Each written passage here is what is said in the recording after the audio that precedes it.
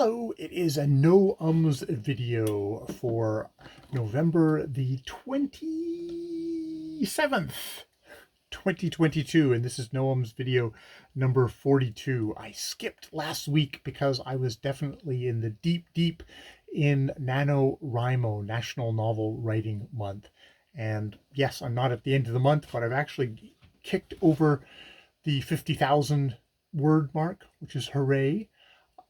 So I'm very happy about that, but that means I didn't do my Noams video. And the other reason I didn't do my Noams video was this was a large, fairly chunky section here of the need for words, chapter 5, which I've been slowly going through like a little page at a time because it's suddenly become very thick with content. And this week it was preparing your own speeches, which was useful enough of a thing that I spent a good hunk of time talking about the thing. And I said, oh, okay, I need to actually write this down in point form and put it up on the board here. And I haven't put it up on the board yet, but I have typed it out into a Google Documents thing. And I think I'm going to go through it for this Need for Words, this no ums video, because I think it's actually quite worthwhile to look at, and I'm going to try and use it to do just a little 5-minute video on The Secrets of the Flesh, Judith Thurman's A Life of Colette, 1999 work. So yeah, let me just quickly go through this because this is hopefully, I'm always looking for tips and just sort of a structure for myself to try and channel my need to talk about books into a way of talking about books that is concise, interesting. Sometimes it just may be I'm not that interesting of a person, but I'm going to try. I'm going to continue trying and continue trying to develop a talent, or at least a knack or a rudimentary skill is what I'm going for. And sometimes I feel like I've got it, and other times it seems to have just completely deserted me. So it's worthwhile. Kind of going through and seeing what I can do. So yes, this is preparing your own speeches, and let's use Ruddenberg's first tip, which is this is 14 points here. So let's go through these 14 points. She didn't have them as 14 points, but she also said, give your poor audience some hint of how long you're going to be going on. I'm going to be going on for 14 points. I'll try and be brisk, concise. So first one is speak first. Don't write your speech out. Speak it out first. That'll help you self-edit. You don't want a word for word script anyways. It'll probably give you an idea of exactly how long you're going on right off the bat versus you write 10 pages and go, oh, this is a 3-hour speech, versus if you said, okay, I'm going to just talk it out, and you would get to half an hour and go, oh man, this is supposed to be 10 minutes, and you would start just editing yourself there. So yeah, number one, speak out your speech first. Number two, structure the speech according to your thoughts at first, like it's a speech in a play. Open up with a story or a debate, or gradually reveal an idea. You explore the box you've opened. The box may have other boxes in it. You can explore them, maybe getting richer and richer, and then you come to a conclusion. The most common pattern is a beginning, a middle, and an end. Try and make and articulate a completed journey. This is probably the toughest thing, and I have to say Patsy Ruddenberg is a little light on exactly how to do this, but as I was thinking that, I was like, oh, okay, well, with Colette, what's my personal experience with this book? My personal experience with this book is I was reading a novella of hers, and I went, oh, I would like to know a bit about Colette because I'm going to do these series of short videos. So I picked up this book and got immersed in the life of Colette and through Judith Thurman here, which spanned far past Shorty September, when I did those videos. Number three, you might need notes. Don't make a full big page of notes. You'll get lost trying to find it on it. Your hands will shake with it. A card is a good, and all you want are signposts. Resist the urge to write out a word for word script, or else you'll just be reading off the things. You just want, like, oh, where am I? Oh yeah, I'm right here. Okay. And then continue on with the speech. Number four, and this is something that maybe should come earlier in Rudenberg stuff, is ask, what do I want to say? What do I want to achieve? Who am I addressing? And anything that doesn't answer those questions, you can cut out. It's also saving you again. It's like, okay, what do I want to talk about in this book about this review of Secrets of the Flesh by Judith Thurman? Do I want to? Is this about me telling you the entire life of Colette? No, that would be a video on the life of Colette. This is a video on this particular book, which subject happens to be the life of Colette. So yes, and what do I want to achieve? I want to achieve telling people that this is a really good book. Yes, and giving examples thusly. Number 5 is take the speech to the audience, look up and out frequently. And have pauses in your speech. Structure it so you go that you actually give people time to think about what you're saying. That is something that I have a lot of trouble with. There's this interesting thing that just having a fear of silences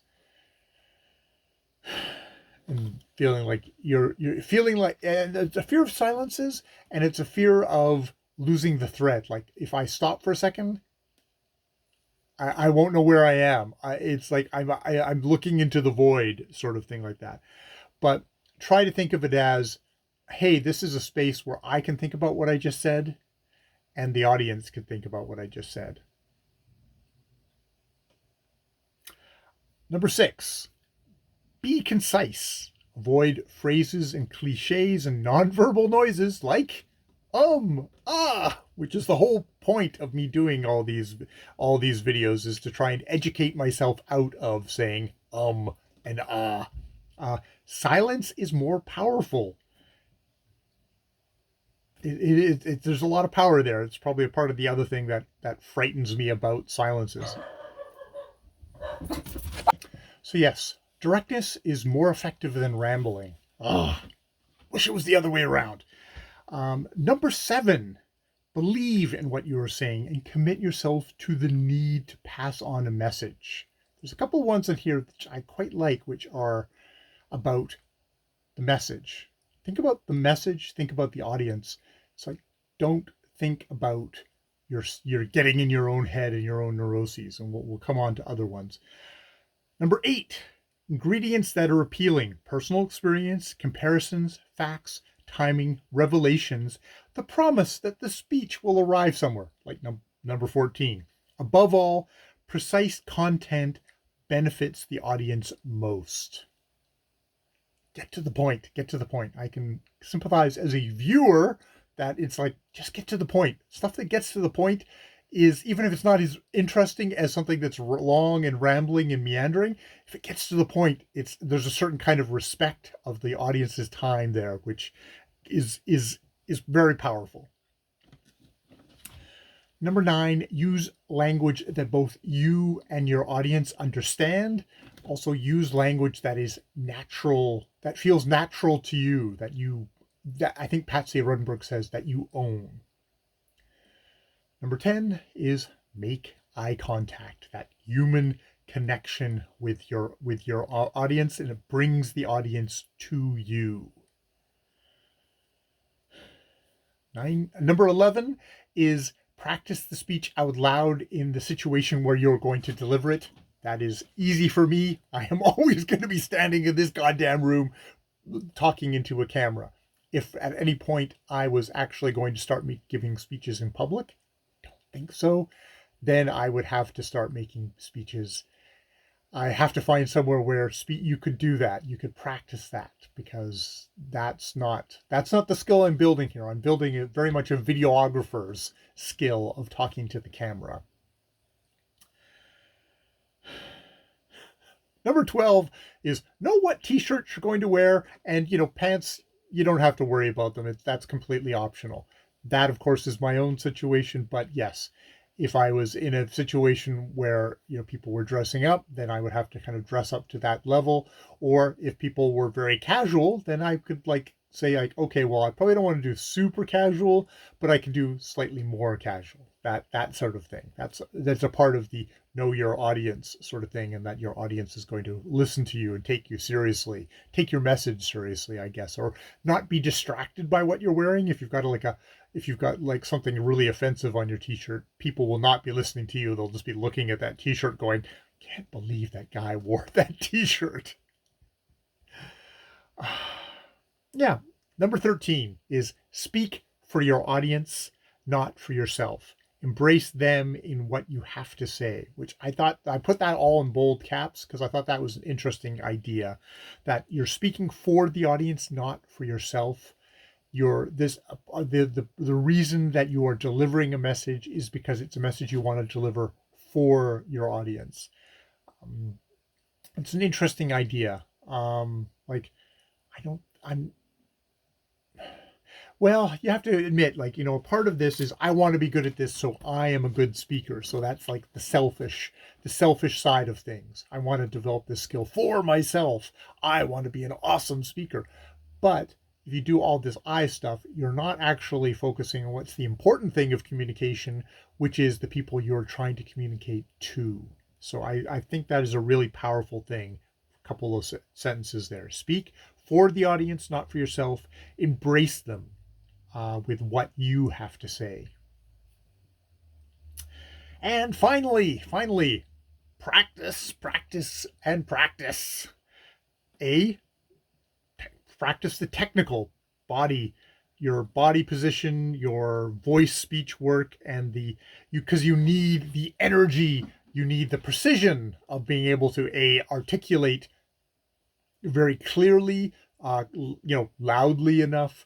You need to be able to, to do all that kind of the technical stuff so that people can hear you, people can understand what you're saying, that you've got, a body that says like, hey, listen to me kind of thing, that you're able to maintain that eye contact, all that sort of stuff. That is a skill, and it's also a muscle that you have to train up, because boy, speaking for any amount of time can really take it out on you. Practice B, great content and structure. And that's all she says. Great content and great structure, which it's very simple. It's just one little thing, but that's the stuff that you're going to have to supply yourself.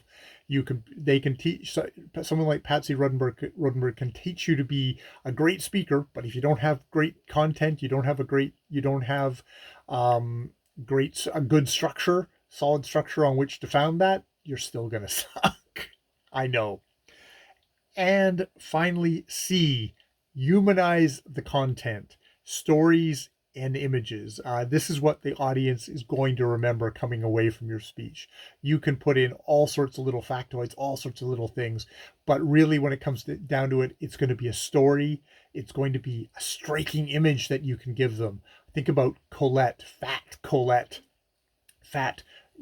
comfortable Colette, fat Colette, bedridden at the end, but still with those vivacious, lively eyes, and this sort of presence that she seemed to have, this great sensual presence that still drew people to her, men and women to her, even in her final years. That's probably what I'm going to